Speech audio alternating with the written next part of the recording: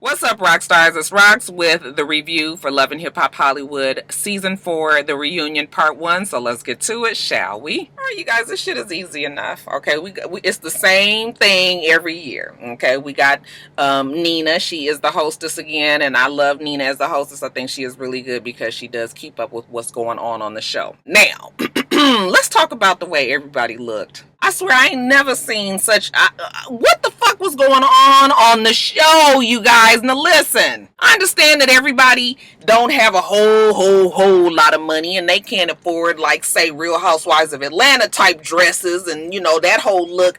But still, you guys, you ain't got to spend that much fucking money to look good. And something tells me that some of the shit that them girls had on was actually some expensive ass wear. So I was just like, who told y'all to do that? Let's go down the line, y'all. The first Masika, she was dressed like she was going to fight. Like she didn't really know exactly what was going to happen. She looked like she was going to work, okay, with this plaid, you know, some sort of plaid jacket and just some red leggings looked like. Moniece.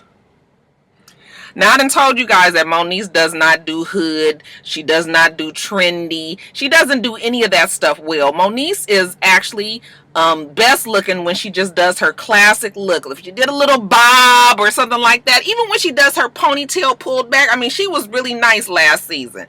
This season, it was sort of like she was channeling like her inner superhero villain.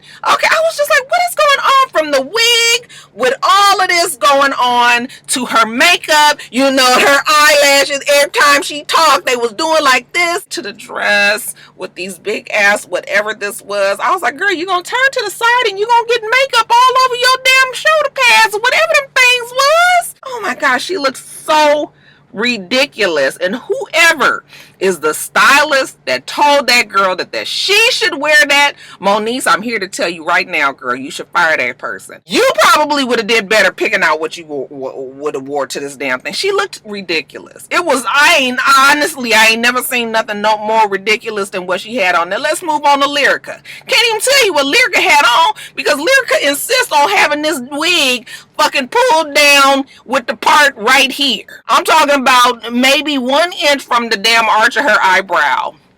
Now, I don't know how much hair Lyrica does or doesn't have underneath this wig, but I'm gonna be willing to bet that her damn hairline don't start down here. Why are you walking around with your wig pulled down? Like, and the same with Hazel Lee. They have their wigs pulled down so far.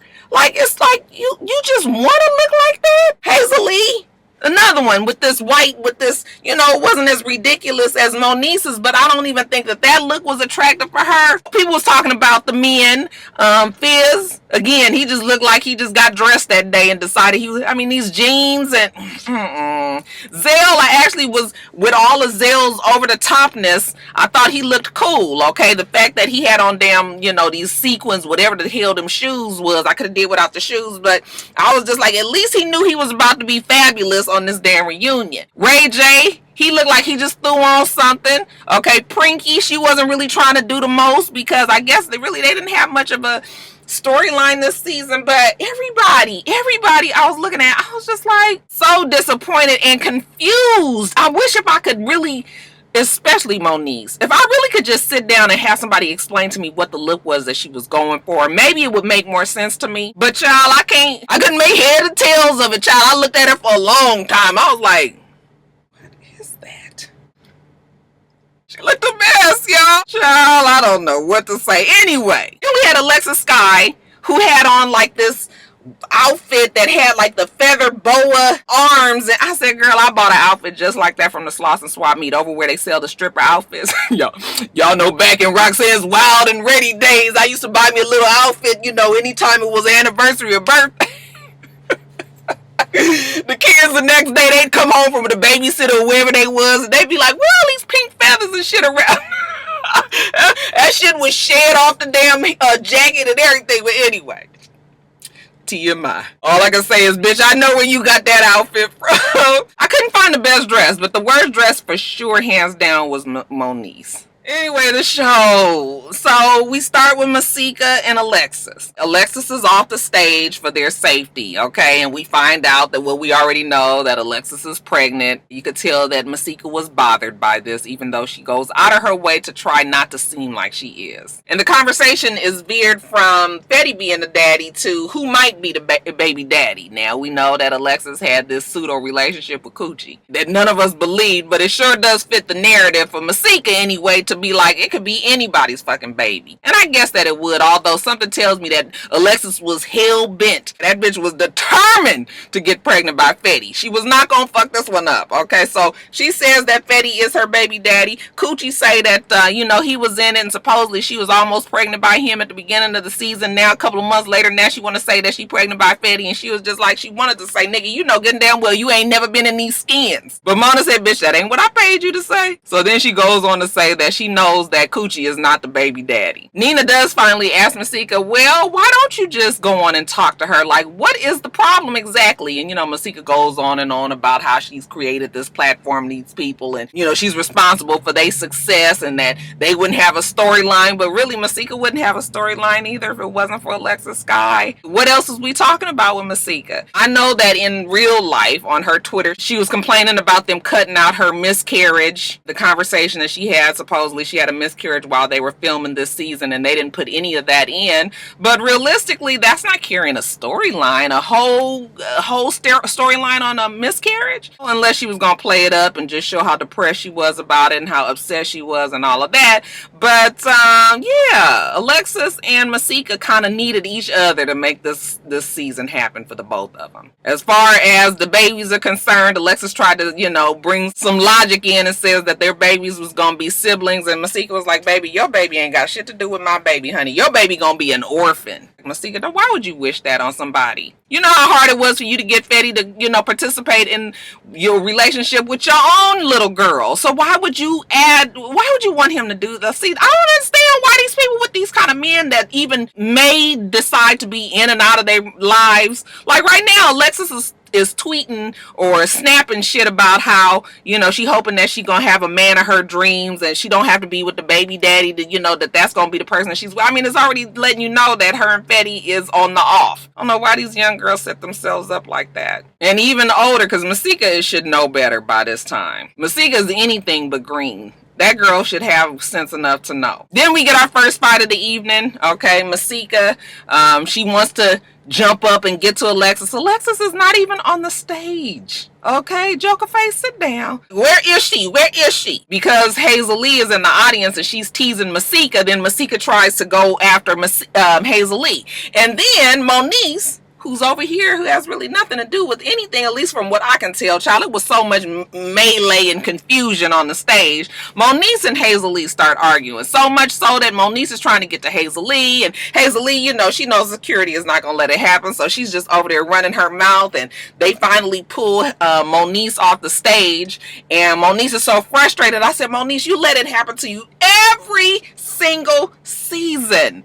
Every year at the reunion, you let everybody just get you so upset. Don't you know that they know your number? Girl, control yourself. You so good at doing it during the season. Why you have such a hard time at the reunion? So that was the first argument, okay? But ain't nobody got to nothing. When they come back, they say that Hazel Lee has decided to leave the reunion. She will not be back for the rest of the recording. The next we have Moniece and AD. How did they meet? They met through a mutual friend. What's the status now? They together, and Moniece knows she crazy and that she can be hot and cold and left and right and up and down and backwards and forwards, but that's why her and AD have worked out so well. Okay, we got Tiffany up there who actually looked like Keesha Cole.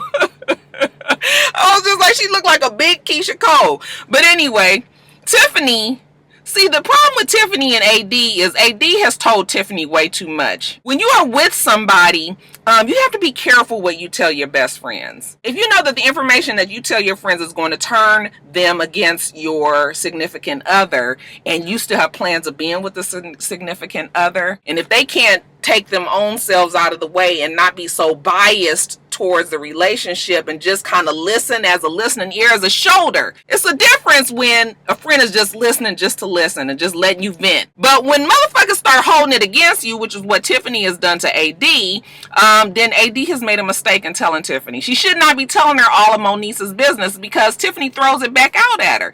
And really, it is AD's fault. Fix your fucking problems in your relationship. Don't get to running off and telling everybody. Definitely don't tell Tiffany. I know that was your best friend, but you should know by now that your best friend can't handle certain things. AD tries to go off on Tiffany and say that she was jealous, and Tiffany was like, jealous of what? What do I have to be jealous of? Like, I'm not trying to be with you. I'm not in love with you or anything like that. I am just saying that you have told me so much bad shit about Moniece that I don't like the bitch no more. That is normal. Y'all be careful what you tell your friends. Unless you're going to be completely done, honey. Don't turn your friends against your significant other. Then we get to Ray J and Princess. Okay, like I said. They supposed to be loving hip-hop royalty as they have been described on the show.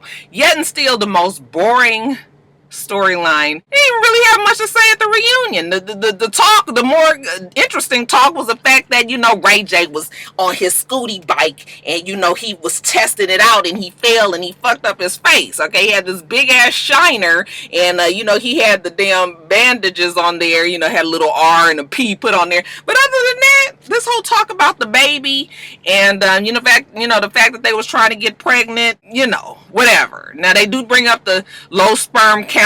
He say that he up to 45 million, or at least Prinky say that, okay? And, you know, Safari was like, nigga, I don't believe it. You need to prove it. But, you know, he was just like, you know, I cut out a lot of things. I stopped smoking cigarettes, you know, and I just dedicated a lot more time to just spending it with Prinky. But Nina does pin him to the wall and was like, you know, that shit about the low sperm count, the bet, that was kind of foul. And, you know, Ray J was just like, well, you know, we was just lit. And sometimes when you be lit, you do mean things. Oh. Then we move on to Keesha and Booby. Keisha's still not there for the bullshit. Keesha, where does your life stand? She's with this album. That's her full focus. Booby, what about you? You know, Booby is single and happy. Okay, Brooke was just like, that's bullshit. He is not single and happy. He likes to be married. Okay, he's a Southern boy. Okay, he likes to have a relationship. He likes to have marriage. And Keisha Cole was just like, bitch. Now I know that we don't have no problem with each other, but don't have me call you out on this show. Okay, Keisha turns her, you know, her head this way. She was just like, I am not even going to consider what they talking about. Really, Brooke? You really fix your mouth to say it? The nigga was married one time, and the one time that he was married, he got caught cheating. And he has not really kept up a really good record ever since. If anything, he like these Southern niggas out here who have all these fucking secret families all over the place, because that runs rampant in the South as well. But baby, I'm gonna keep my mouth shut on that one. That is neither here nor there. Anyways, more talk about Keesha and Booby being family, and they gonna be respectful of each other. You know, Booby has always claimed the world about Keesha and what a good person she is, and yada yada yada. Still, I'm gonna need clarification on the divorce at some time. Bridget Kelly, they get up there with her. There's talk about the direction of her career. I don't even remember what Bridget Kelly looked like. Her hair was not bad, I don't think. And she seemed like it wasn't nothing terrible. So anyway, the direction of the pretty girl. Ray, you think that that's still the direction that she should go? Yeah, I still think that she should be the pretty girl. Ex-boyfriend James says, you know, she was the heartbroken auntie when she really wasn't heartbroken, but that's what people was listening to her music for. Now all of a sudden she's this sex kitten shooting dollars out her puss, when really that's not her personality either. All James is saying is, you trying to fake the funk up here and being 10 different things when you know good damn well you're not neither nan one of them. Okay, but Bridget was just like still on this, you know, I'm gonna try whatever I gotta try. Basically, she is in this desperation mode because she's getting older and she wants her career to turn out a certain way, and she wants to be seen a certain way. Bridget Kelly is talented. I've heard her music. I've listened to it. That's why it's the most disappointing how she has let herself look on this show. This show didn't help you in no way. None. Okay, I'm sure there are still her diehard fans out there. But to the ones like me who didn't really know much of her beforehand, like I have no desire to really try to support her because I don't like her. The fact that her whole slip been hanging this whole damn season, like I can't for Bridget no more.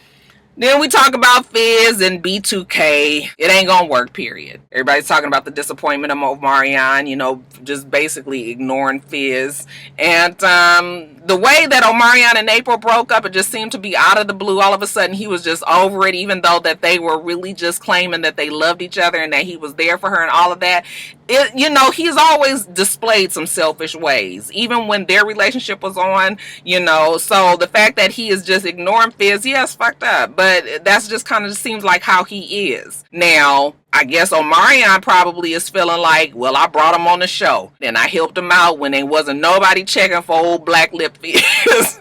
So I've done my part. Now he need to leave me alone because I already said that I'm not going to do that. But the fact that they have had a friendship for some time, okay, maybe it's not as close as they used to be, but you would think that he would give him at least that bit of respect and be like, listen, dude, I know that's what you want, but that's what I'm not on right now. I can't do it. They talk about having Ray J, okay, Ray 2K, B2 Ray, that shit was never going to work, but you had to give, you know, old Ray the A for effort, and the fact that he at least had then got with his team and had to make up all of these damn mock-up posters and, you know, really tried to make it seem like it could happen. And then, you know, just to get a little jokey joke, because it ain't nothing else to talk about when it comes to Ray, they get Safari up because, you know, they were like, Ray, can you even dance like that? No, Ray cannot dance like that. I don't even know if Fizz and all the rest of them can still dance the way they used to. I mean, you get older and you lose it if you don't use it. But anyway, Safari gets up there, you know, he do a little whatever the hell he doing, okay? And I was just like, that Safari is, he is a fucking riot. And then lastly, Ray the Gay AA and Zell the Monster. Where did the initial beef come from? Nobody really still understands. Ray the Gay AA says the problem that he had with Zell was actually before the show. People had told him how he was and he had decided he didn't want to have nothing to do with him. Okay, Zell the Monster says that he was offended by the fact that he didn't even know Ray the Gay AA. He had already prejudged him, and he said when he went to his Instagram to try to look up and, you know, read up on Ray the Gay AA, Ray had then blocked him. So when he did that, he was pissed and he was like, well, fuck it. Okay, the nigga want to be like that. Okay, now I'm coming full steam forward for him. The fact that Masika and Moniece and all them was friends with him, okay, now all of a sudden, you know, that's where the problem came in with him and Moniece. But like I said yesterday on Twitter, and like I've said throughout this season, even though Zell is entertaining and he is funny, you can look at Zell and see the snake-like ways in him. I mean, he even said, why can't I be a snake and slither as well? You can tell that Zell is a type that will sacrifice a friendship or anything that he has to sacrifice to get on top. That is a person that is concerned with being the one that everybody thinks of. So he is going to, if that means that he's not going to be friends with these people that he don't really know anyway, like him and Masika, you know, they was, you know, surface friends maybe, but nothing too serious, or maybe even with his serious friends. If it means him being successful on a reality show and getting another season and, you know, making this buet, then so be it. So you can look at Zell and tell that that's the way he is, okay? Because Masika was just like, I went to sleep your friend and woke up the next day your enemy. Okay, he could never really explain why all of a sudden he jumped from Masika to Alexis, only that it served him. He has a reason to go against Masika because that seemed to be a bigger story now. He is an opportunist, for sure. And I guess Masika had to learn that the hard way. But I've already told you guys as well that Masika been nasty and mean and ugly and horrible to people in the past as well. So now she's kind of getting all of that back. And even though she try to act like it don't bother, that shit has to be tiring. Like, who wants to live their life always fighting with somebody? That's the same with Hazel Lee. Like, I see her all the time fighting. That is a horrible, who wants to live their life that way? That takes off precious time off your life fighting back and forth with bitches that don't even matter. Child, don't get me up on my soapbox. When Ray the Gay AA and Zell Monster are talking and, you know, they start to make Zell feel bad for fat shaming Ray, you know, he was just like, I love fat people. So then he tries to kind of back up because now they're about to pin him to the wall for talking about how heavy that, you know, Masika is and Ray the Gay AA is and all that. So then he was just like, you know, I can admit when I was wrong, like I shouldn't be fat shaming, you know, and all of that. It looks like we gonna get these two to apologize, you know, kiss, at least hug and make up. So, you know, Zell was like, I'm a man and I can do what I'm supposed to do. And he gets up and he walks over to Ray the Gay AA as if they are going to hug. Okay. And then we get a shot of the audience. We don't see what Zell the Monster does, but we see the audience all like, oh! And we know that Zell then goes on to attack Ray. That's one way to get it. Okay, sneak up on them, act like you don't give them a hug, and then bomb on their ass. That's the part 1, y'all. We're gonna see the part 2 next week, but it was a whole bunch of ado about nothing. Alright, you guys, let me get off of here. Make sure that you rate, comment, and subscribe to the channel. I'm Miss Rocks. The channel is Force Rocks, and everything else I do will be in the bottom bar. Alright. So I hope that you have a wonderful, wonderful rest of your day. I plan on doing the same. Till next time, rock stars. Bye.